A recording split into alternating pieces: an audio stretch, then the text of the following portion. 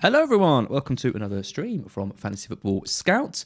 It's Sam and I for the Q&A. We've got a new time slot. We're going to be doing Friday mornings from now on. So if you're listening to this on the podcast version, you can tune in be around 9:30, 10 o'clock, something like that each Friday. We've got a bit more information so we can hopefully answer any questions we get better. Sam, how are you? You are off the back of maybe one of the biggest green arrows I have ever seen. You were up to 117,000 in the world from about, 700,000? You must be buzzing. Honestly, what a ridiculous game week it was last week. It felt like it was definitely a game week of you either did really well or you didn't. Like, there didn't really seem to be a lot in the middle. Yeah, biggest green arrow I've ever had. I hope you've given me a green arrow, by the way, on the stream. I have, of course. I was going to give you two because it was such a good green arrow, but I thought, no, I'll play it cool. Just give you one. I think it was like 84% rank change. Like, when does that ever happen? When do you get an 84%? What was your score? 120? 128. 120. Blimey, that is huge. Yeah. Never happens, does it? No, I mean, I got 113, I think, and up to 41k. So good week for me. Good week for both of us as well. Also, I've got to say, I doubted you last week with some of the things you were saying. I doubted that Mane would be benched, and you called that. I doubted that Azpilicueta would be benched, and you called that. So anyone... What's with me last week? Never doubt Sam. Is the answer. Anyone saying, 700k, it's like, no, she'll come through. And we did have a couple of them last week, didn't we, actually, that were talking about my rank? We did. Which, to be fair, it was awful. Well, I've been having a really bad start to the season, but sometimes if you just... Talking about rank after game week 9, I mean, you just proved you've one good week and you can fly up 700,000 places. Well, that's the thing. It's also tight, isn't it, at the moment? That even if you are, even if you're having a bad week, by a couple of weeks, one good one, and suddenly huge rank change because there's nothing in the rank places at the moment. It's so close still. So yeah, don't worry about rank yet. Yep, absolutely. We've got loads of good questions to get through. I can see there's loads of people in the chat as well. So keep your questions flying in and we'll try and answer as many as we can. Just before we do that, I just want to talk about SoRare, partnered with Fantasy Scout this year. You might be thinking, what is SoRare? SoRare is a way of building a collection of cards, all digital, all on the blockchain. You can look up what that means if you're unsure, but essentially you own kind of unique or rare cards that other people don't own, and you build up a squad similar to how you do in sort of FIFA Ultimate Team or something like that, and then you compete against other managers in a kind of a five-a-side type tournament. It's really good. There's an academy. It's called the SoRare Academy, which is a scout-centered thing, which basically has all the cards available that are on SoRare, and you can choose which ones you want and enter into tournaments with kind of the whole selection. So you haven't got to pay. I think Haaland's worth about $13,000 or something at the moment, so you haven't got to shell out for him. You can pick the players you want, and the top 10 people in the academy each week win actual cards. So SoRare are giving out players like Vinicius Jr. worth 600 euros, Nebi Fekir 400 euros, Terran Moffi 175 euros. Some of the prizes that have gone out over the last sort of few weeks. So get involved in that if you're interested, and there's links and stuff in the description below, but obviously it is to kind of compete in the actual tournaments. You need to spend money, so bear that in mind. You can spend, you can pick up some cheap, sort of South Korean players and play them, or you can spend a lot of money and bring in the big guns, big Bundesliga and Premier League players. But yeah, definitely check it out. Right, let's talk questions. Loads of questions this week. I think off the back of such a crazy week, it's when everyone starts to panic a little bit and everyone starts to wonder what they should be doing. So surprisingly, no questions around Havertz I didn't see. I think we're going to start with the question that isn't even been asked, but a question I'll ask you is on Havertz. What do you think about, obviously that was the biggest problem, I think, for a lot of people. Those who went against Salah got burned, but you surely keep Havertz, right? You have to. If you've gone there, you have to keep him. You can't sell him now. I think the fixtures are too nice. If you went Havertz, you didn't buy him just for the Norwich game, did you? The reality is, you look at the Chelsea fixtures, Newcastle obviously next, then Burnley. If you've got Havertz in last week, you have to hold him now through the next two. I think, if you captained him last week, you just move the armband this week and don't captain him this week. But yeah, you have to hold him now. Yeah, I think so. He's still the number 9 for Chelsea. Yeah. I think Norwich scored in midweek as well. Yeah, he did, and the week before, just not in the weeks that you wanted him to. But I still think he's a good option for the next two while Lukaku's out. I can see someone in the chat has said they've already sold him for Mount. I think I'd rather have Havertz for the next two than Mount, so I'm not too keen on that transfer, if I'm being honest.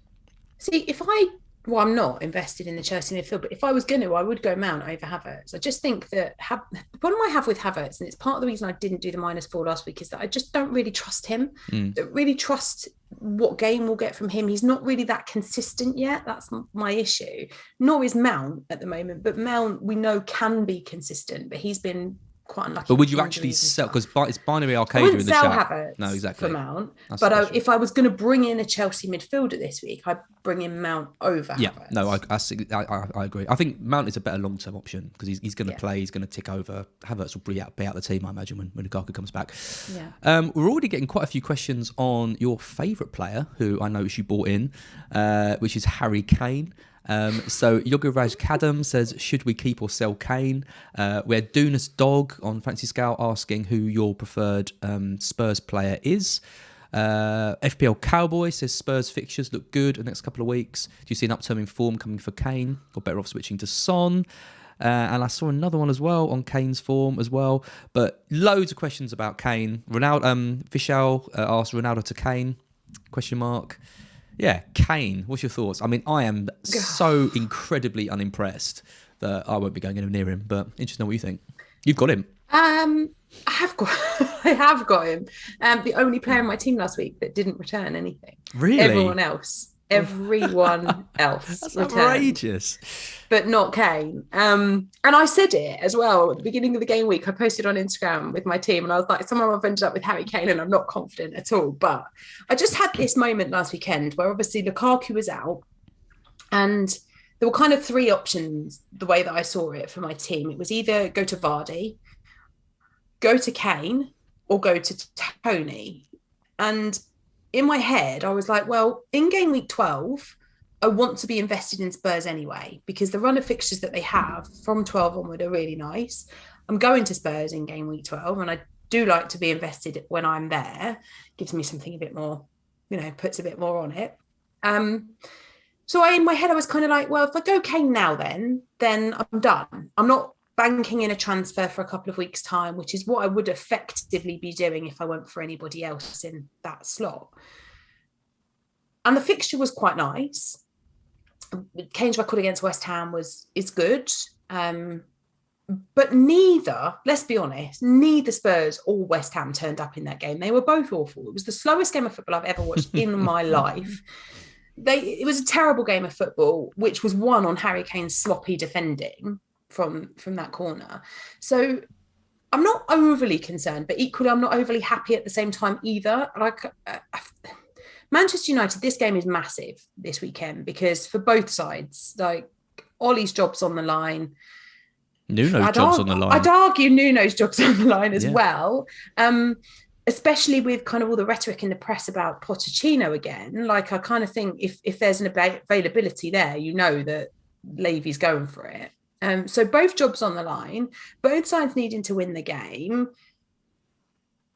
I think there's an opportunity there for Ronaldo and Kane to both get points in that game. So the question about would I sell Ronaldo for Kane, I don't think I would do that this week. I think I would keep Ronaldo for Kane this week, and then I would maybe look to do that the following week. If I was going to invest in Spurs with no Spurs assets, I would go either Lucas Moura or Son over Kane for sure. Really? So you regret the Kane move then?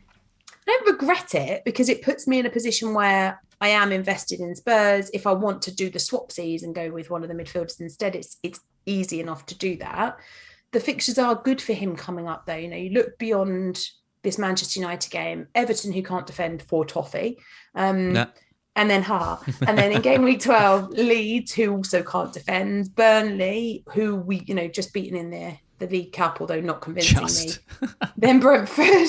And the fixtures are quite nice for a while for Spurs after that. So I don't regret having Kane, but I think if I was trying to work my team out now, I would be looking to do the reverse of what we were doing about 6 weeks ago and take all the money out of the premiums up top and put it into midfield premiums because they seem to be offering a lot more going forward. And I do think you can save a bit of money and go Lucas Moura. He's pretty much nailed now.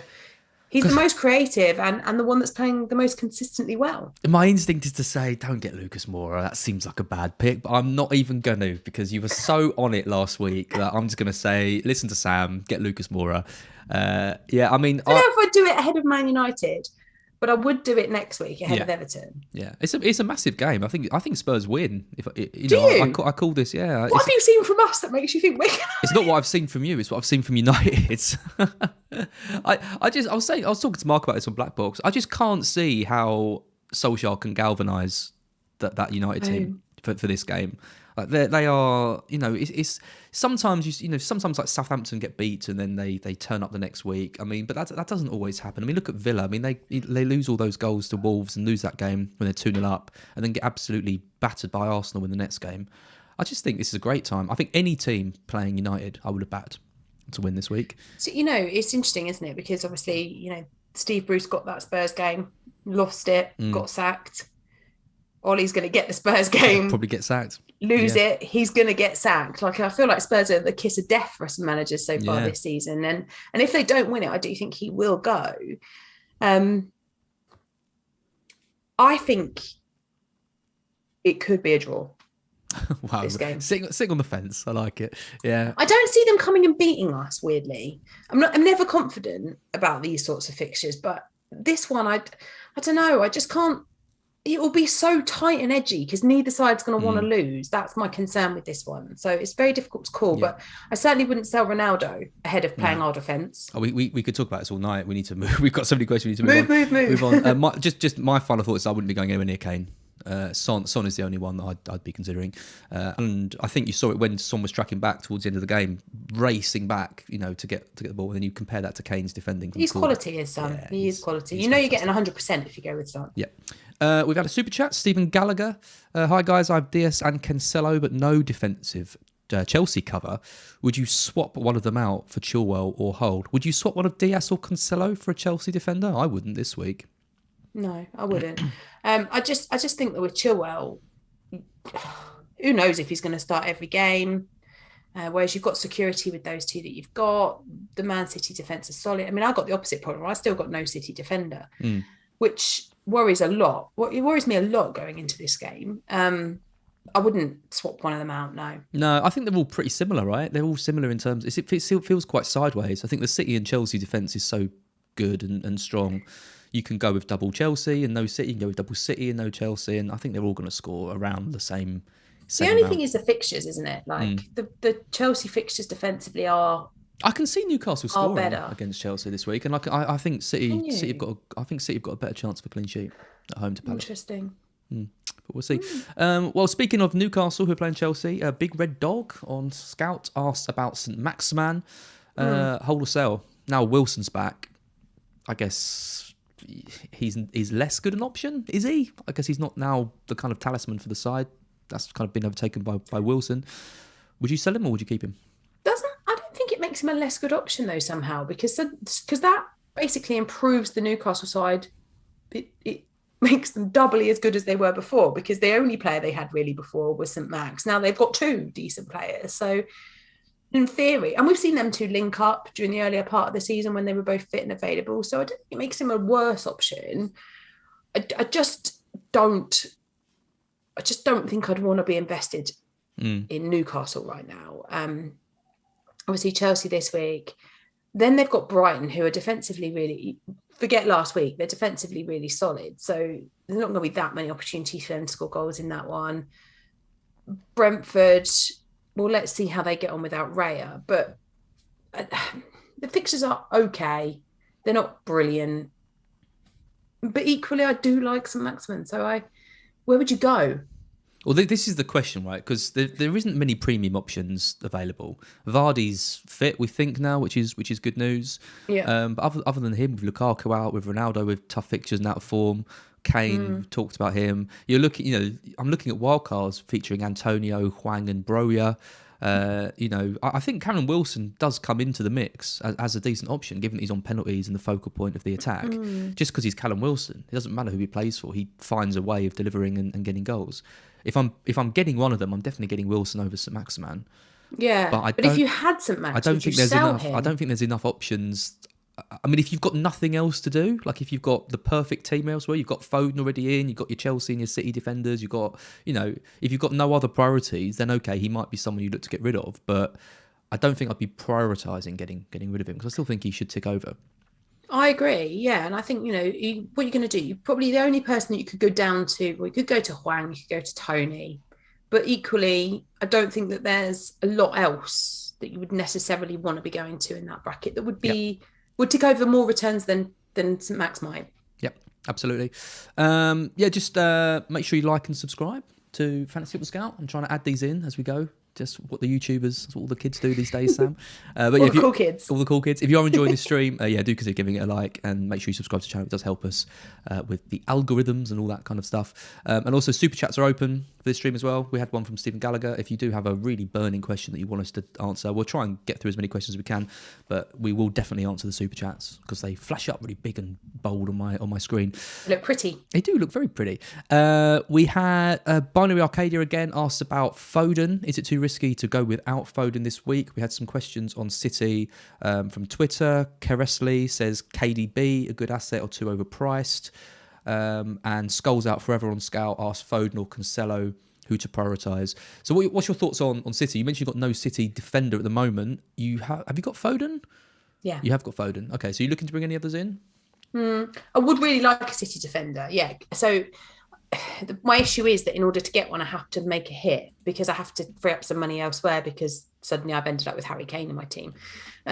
So I have to free up some money from somebody else in order to be able to afford a City defender. And I'm not sure I want to take a -4 to get them in because I actually quite like the rest of my team the way that it is. And so it's all a bit kind of complicated, but I think in my mind, Foden obviously got a majority of the game rested during the week in the League Cup, which bodes well for this weekend, I think. He seems to be the one that is the most favoured by Pep right now. He's the most consistently returning player in that team. He's made such a difference since he's come back from injury. So I think he is a priority buy if you're not invested in City.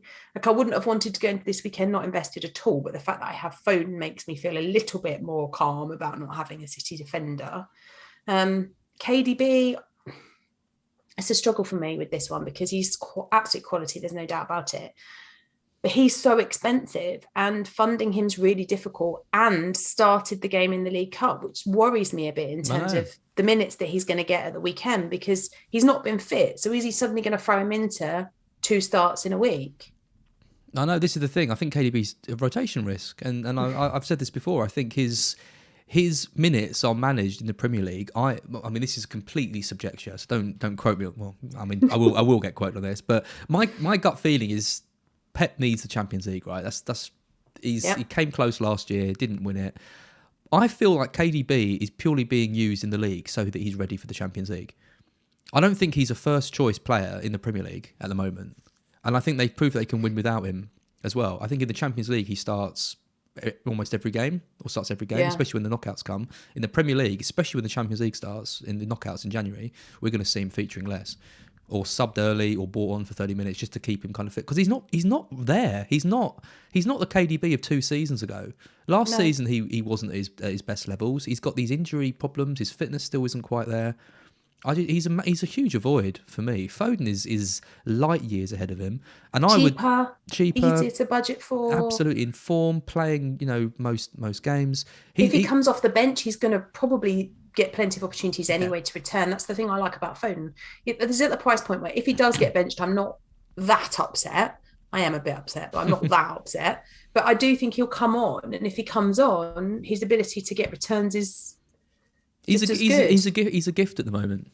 He's an absolute gift at the moment. He should be. I would say he should be the priority for people to be moving for this week over almost anyone else. I think he'll start against Palace, and I can see him doing really well in that game as well. We've had another super chat from Isan. If you could only buy one now, who would you buy, Foden or Chilwell? Assuming the player I take out is a bench player. Yeah, Foden, definitely. I think Chilwell will. I mean, Chilwell's got 4 goals in 4 games. Like, that isn't going to carry on. There's no way that is a sustainable record. I like him as an option. I think he's ahead of Alonso now. We saw he'll start against Newcastle with Alonso playing in the cup. But I think Foden is the one. If I, assuming you've already got Salah, I would say Foden and Trent. Got Salah. What is happening? Oh, we're not even getting any questions on captaincy or Salah or anything because it's just so. There's no point in talking about it. There's anymore. no point in talking about it. No, but I think Foden and Trent are the two, the next level after Salah. Yeah, I do. Yep. The next question, well, it's two more questions we're getting a lot of. We've had some on the site. So Atimus on site and Leonidas349. We've had some other questions from other people in the chat. Freaky Ray. I like that. That's a great name. Best 4.6 goalkeeper.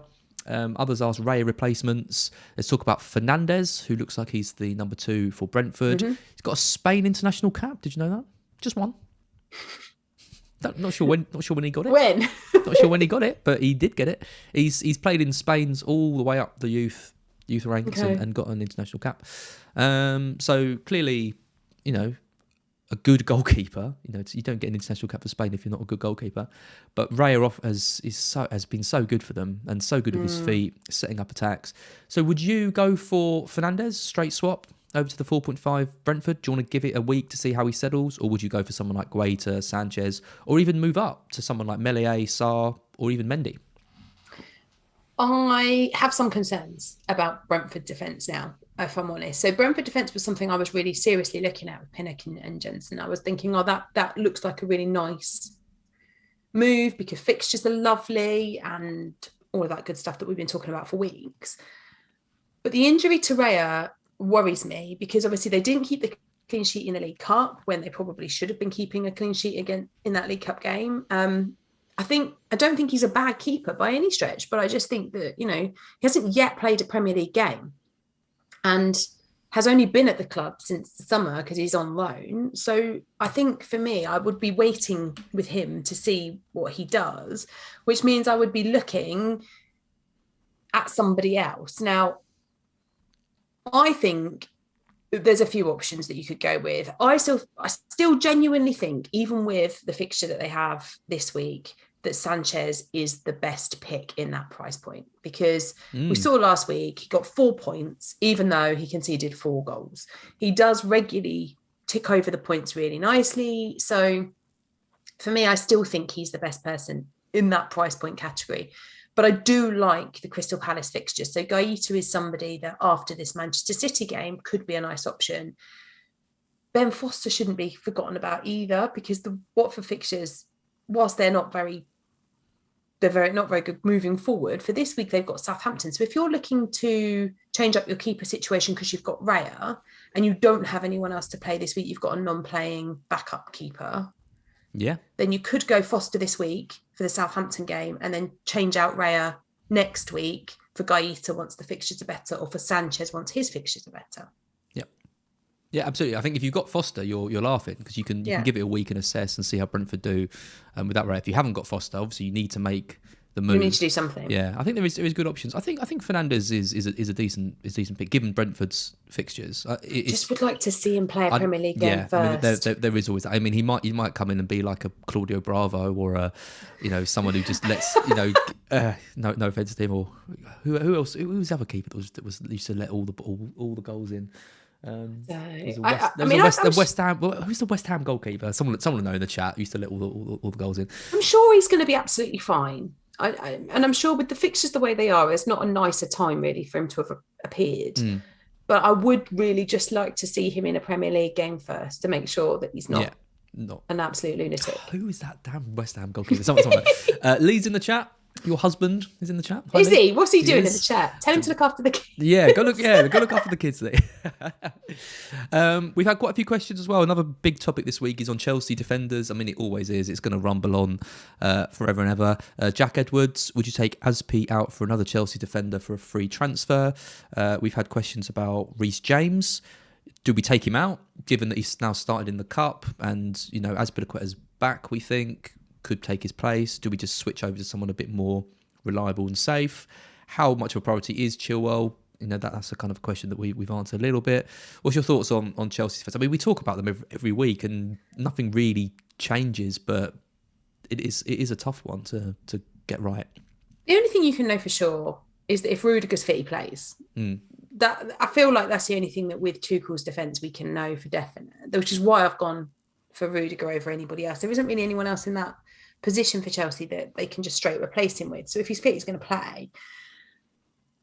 Chilwell will be my next pick. If I wasn't going Rudiger, Chilwell would be the one I would like next.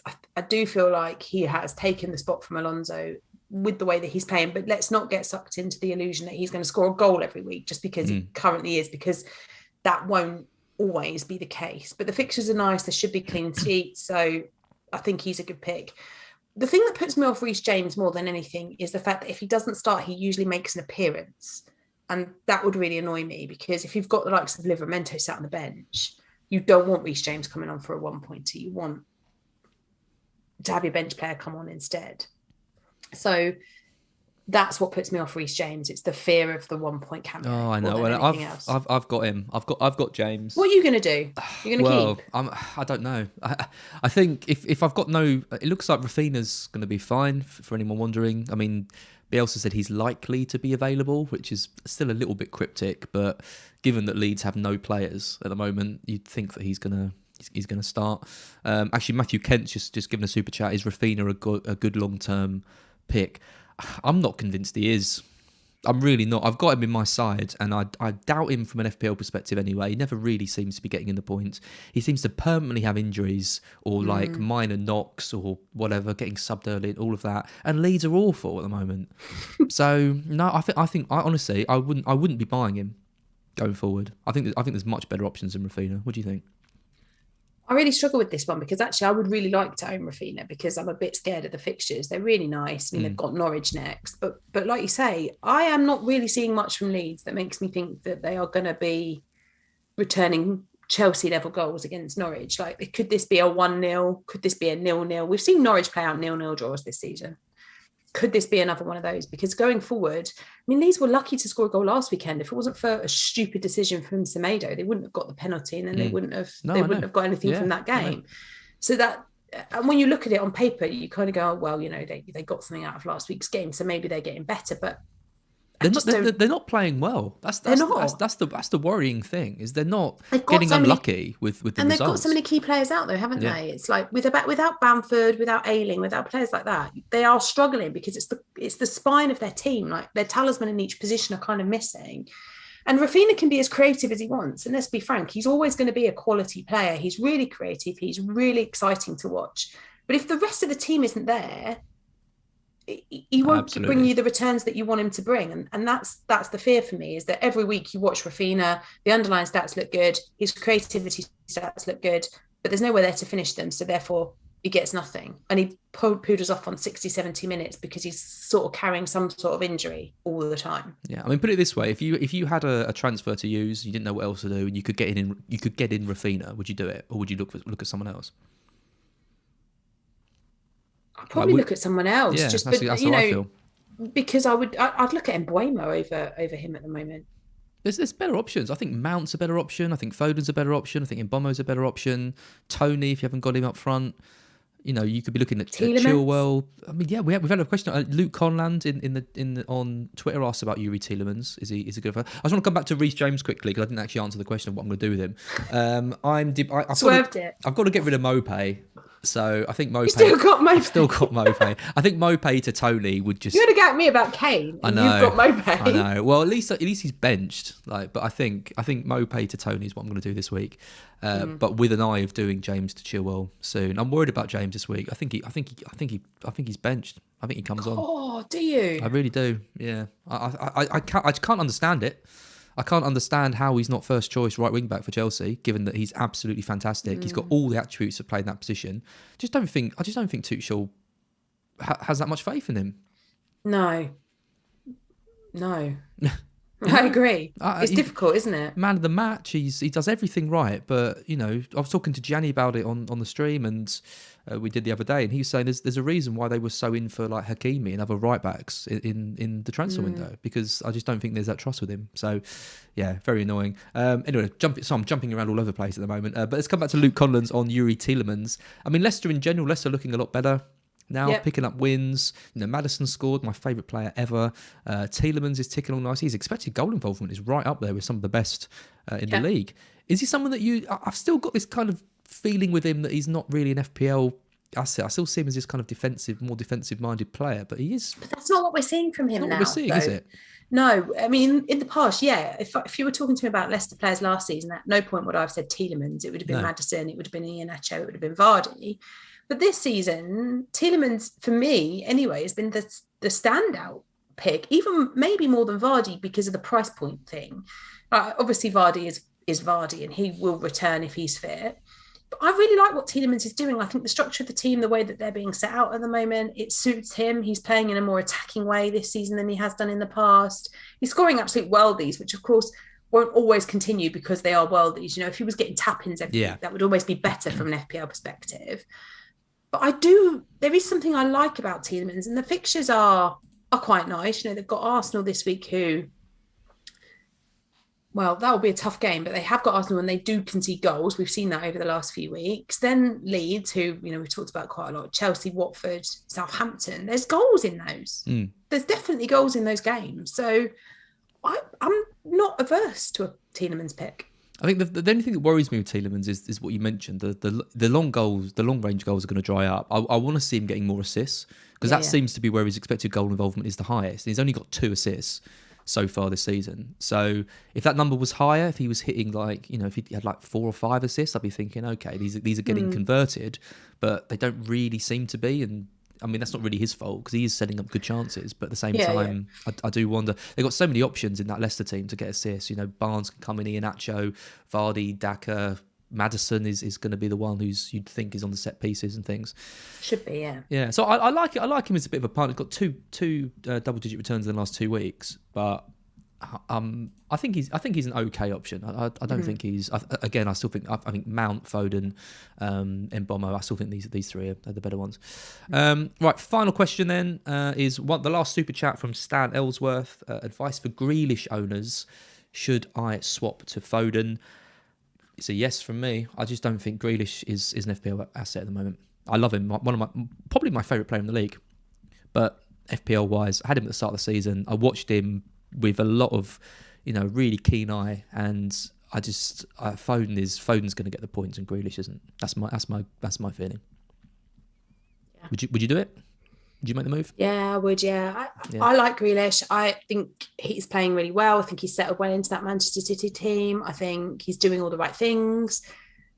But he's not in the right places for FPL returns to me to warrant enough FPL returns. He's going to assist the assist quite a lot, I think, this season. And he's going to do all the creative work and he's going to make Manchester City tick far better than they did. But Foden's going to be the one that's going to be in the right places doing the right stuff and he's going to return. And I think owning Grealish is going to be frustrating when you watch what Foden's doing. Completely agree. Sam, we're going to leave it there. You need to get back to the kids because Lee's obviously in the chat not looking after them. So they're probably painting on the walls and going absolutely crazy. To be fair, they're a bit older now. So they should be, they were just watching the TV when I left them. That's good. Well, you can let me know if they're still doing that when you get back to them. But thank you everyone for all your comments. Really, these streams are, I think Friday morning, seems to be a good crowd out and loads of questions. Sorry if I didn't get to yours. Again, you can ask your questions on the Scout post I put out the day before and on Twitter as well, and we'll try and answer those. But Sam, thanks for joining me. Hopefully 2 more green arrows next week when we're back. Thanks, guys. See you soon.